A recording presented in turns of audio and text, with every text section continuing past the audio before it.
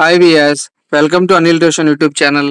So Andhra Pradesh చరిత్రలో భాగంగా మనం ఆల్రెడీ మొదటి భాగంలో మనకి పార్ట్ 1లో ఈ యొక్క ఆంధ్రప్రదేశ్ చరిత్రకు సంబంధించి పూర్వ చారిత్రక యుగం, అదేవిధంగా మధ్య శిలాయుగం, నవీన శిలాయుగం సంబంధించి ఏ ఏ ప్రదేశాలు ఎక్కడెక్కడ బయలుపడ్డాయి, ఎటువంటి శాస్త్రవేత్తల ద్వారా ఆ తవ్వకాలు అనేవి జరిపారు, దానికి సంబంధించినటువంటి వీడియో అనేది మనం ఆల్రెడీ ఫస్ట్ వీడియోలో డిస్కస్ చేయడం జరిగింది. సో దీని తర్వాత ఏంటంటే ఇంపార్టెంట్ టాపిక్ అయినటువంటి ఐరన్ ఏజ్తో ముడిపడి ఉన్నటువంటి ఈ యొక్క మెగాలిథిక్ ఏజ్ అంటే రాక్షస గుళ్ళకు సంబంధించి విద్యార్థులందరూ కూడా నేర్చుకున్నట్లయితే మీకు 1-2 మార్కులు కంపల్సరీగా ఈ యొక్క టాపిక్ నుంచి రావడం జరుగుతుంది. అసలు ఈ యొక్క ఇనుప యుగం లేదా రాక్షస గూళ్ళు అంటే ఏంటంటే, సో అప్పట్లో నివసించినటువంటి ప్రజలు క్రీస్తు పూర్వం 500 మెగాలిథిక్ ఏజ్ అనేది క్రీస్తు పూర్వం 500 సంవత్సరానికి సంబంధించింది. ఈ యొక్క రాక్షస గూళ్ళు అంటే ఏంటంటే పెద్ద పెద్ద బండరాళ్ళని మనం ఏమంటామంటే రాక్షస గూళ్ళు అంటారు. సో దీనికి ఆ పేరు ఎందుకు వచ్చిందంటే చూడండి.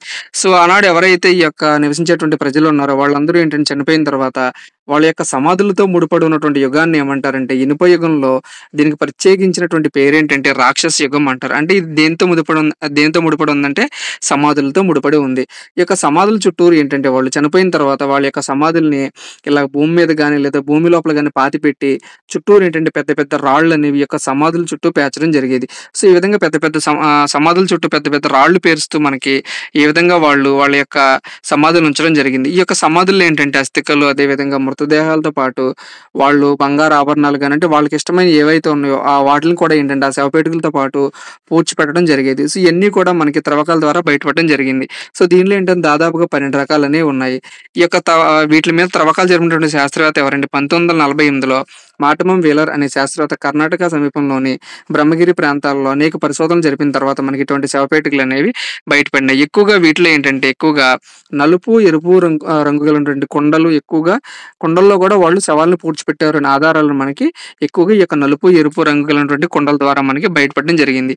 సో ఈ యొక్క శవపేటికల్లో ఈ యొక్క సమాధుల్లో ఏంటంటే మనకి ఎక్కువగా 12 రకాలు ఉన్నప్పటికీ కూడా మెయిన్గా ఏంటంటే 4 రకాలను డిస్కస్ చేయడం జరుగుతుంది.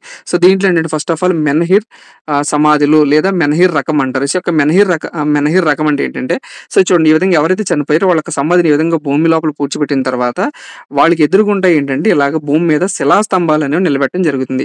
సో ఈ విధంగా ఏంటంటే చనిపోయిన వాళ్ళ యొక్క సమాధిని ఇలా భూమిలో పాతిపెట్టి సో దానిపైన ఏంటంటే ఈ విధంగా శిలాస్తంభాలను నిలబెట్టడం జరుగుతుంది. ఈ యొక్క శిలాస్తంభాలు నిలబెట్టిన వాటిని ఏమంటారంటే మెన్హిర్ రకానికి సంబంధించినటువంటి శవపేటికలు అంటారు. ఎక్కువగా మనకి ఎక్కడ బయలుపడినాయి అంటే కృష్ణా జిల్లా రేవరలో. సో మరలా చెప్తున్నాను చూడండి, మెన్హిర్ అనే శవపేటికలు అనేవి మనకి భూమిలో ఈ విధంగా పాతిపెట్టిన తర్వాత చుట్టూరు ఏంటంటే ఈ విధంగా శిలాస్తంభాలు అనేవి నిలబెడతారు. ఈ యొక్క శిలాస్తంభాలు నిలబెట్టినటువంటి ప్రదేశాలు మనకి ఎక్కడ బయలుపడినాయి అంటే కృష్ణా జిల్లా రేవర్లో మనకి బయలుపడినాయి. సో తర్వాత రకం ఏంటంటే సిస్త్.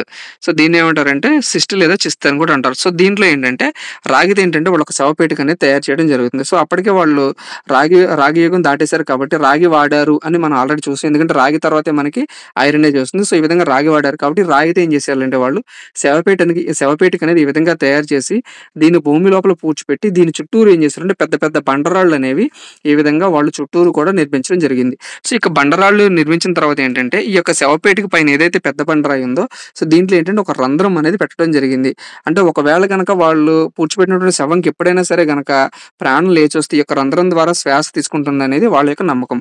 సో దీనికి సంబంధించినటువంటి శిస్తు రకానికి సంబంధించినటువంటి శవపేటికలు అనేవి మనకి ఎక్కువగా వైజాగ్ తప్ప మన ఆంధ్రదేశం అంతటా కూడా ఈ యొక్క శిస్తు రకానికి సంబంధించినటువంటి శవపేటికలు అనేవి బయటపడ్డాయి. సో నెక్స్ట్ చూసినట్లయితే డాల్మెన్ శవపేటికలు వెరీ వెరీ ఇంపార్టెంట్. ఈ యొక్క డాల్మెన్ శవపేటికలు ఏంటంటే భూమి లోపల కాకుండా భూమిపైనే ఉంచడం జరుగుతుంది. అంటే ఏంటంటే మనకి శిస్తు రకంలో ఏంటంటే ఈ యొక్క శవపేటికలు అనేవి ఇది మన భూమి అనుకుంటే ఈ భూమి లోపల పాతిపెట్టి చుట్టూరు మనకి ఈ విధంగా రాళ్ళు అనేవి పెట్టడం జరిగింది శిస్తు శవపేటికల్లో. ఈ యొక్క డాల్మెన్ శవపేటికలు ఏంటంటే భూమిపైన కాకుండా ఏదైతే శవపేటిక ఉందో ఆ శవపేటికని ఈ విధంగా భూమి మీద ఈ విధంగా ఉంచి దీని చుట్టూరు ఏంటంటే ఈ విధంగా బండరాళ్ళు అనేవి వాళ్ళు పెట్టడం జరిగింది. సో ఈ విధంగా చుట్టూ రాళ్లతో కప్పినటువంటి సమాధులు ఏమంటారు అనమాటకి డాల్మన్ శవపేటికలు అంటారు. ఈ యొక్క డాల్మన్ శవపేటికలు మనకి ఎక్కడెక్కడ బయలుపడినాయి అంటే కృష్ణా, చిత్తూరు, అదేవిధంగా తూర్పు పశ్చిమ గోదావరి జిల్లాలో మన ఆంధ్రదేశం అంతటా కూడా ఈ యొక్క డాల్మన్ శవపేటికలు అనేవి బయటపడ్డాయి. సో నెక్స్ట్ లాస్ట్ ఏంటంటే సర్కోఫాగస్ శవపేటికలు. సో దీన్ని ఏమంటారంటే మట్టి శవపేటికలు అంటారు. సో దీంట్లో ఏంటంటే విశేషం మట్టితో తయారు చేస్తారు. ఇప్పటివరకు మనం చూసినటువంటి శవపేటికలు ఏంటంటే ఆ బండలతో కానీ లేదా ఇనుముతో కానీ లేదా రాగితో చేయితో గాని తయారు చేసేవాళ్ళు. సో, దీంట్లో ఏంటంటే సర్కోఫాగస్ అంటే ఏంటంటే మట్టితో చేసినటువంటి శవపేటికలనేవి బయలుపడినాయి. ఈ యొక్క మట్టి కూడా ఏంటంటే మనకి బంకమట్టితో చేయడం జరుగుతుంది. సో, దీంట్లో ఏంటంటే శవపేటిక తయారు చేసిన తర్వాత దాంట్లో అస్థికలు గాని, వాటికి సంబంధించినటువంటి అవశేషాలు గాని, వాళ్ళకి సంబంధించిన వస్తువులు గాని, బంగారం గాని అవన్నీ కూడా దీంట్లో పెట్టడం జరుగుతుంది. సో, మెయిన్‌గా ఏంటంటే ఈ యొక్క సర్కోఫాగస్ శవపేటికల్లో ఆల్రెడీ మనం బంకమట్టితో చేస్తారని చూసి ఈ విధంగా బంకమట్టితో శవపేటిక చేసిన తర్వాత సో, దీని చుట్టూరు ఏం చేసేవాడంటే ఏదైనా సరే జంతువుల ఆకారంతో కొన్ని జంతువుల ఆకారాలతో ఈ విధంగా చుట్టూరు కూడా ఏంటంటే శవపేటిక పూడ్చిన తర్వాత చుట్టూరు జంతువుల ఆకారాలతో కూడినటువంటి ఆకారం గల శవపేటికలనేవి వాళ్ళు తయారు చేయడం జరిగింది. సో, ఈ విధంగా ఇటువంటి శవపేటికలు మనకి ఎక్కడ బయలుపడినాయి అంటే కడప జిల్లా శంఖవరం వద్ద మనకి గొర్రె ఆకారం గల సమాధి అనేది బయటపడింది. అంటే ఏంటంటే ఈ శవపేటిక చుట్టూరు ఏంటంటే వాళ్ళు గొర్రె ఆకారం ఏ విధంగా అయితే ఉంటుందో ఆ గొర్రె ఆకారం కూడా మనకి దీని చుట్టూరు కూడా ఈ విధంగా డిజైన్ చేయడం జరిగింది. సో, తర్వాత ఏంటంటే తూర్పుగోదావరి జిల్లా ఏలేశ్వరంలో మనకి ఏనుగు ఆకారం శవపేటిక.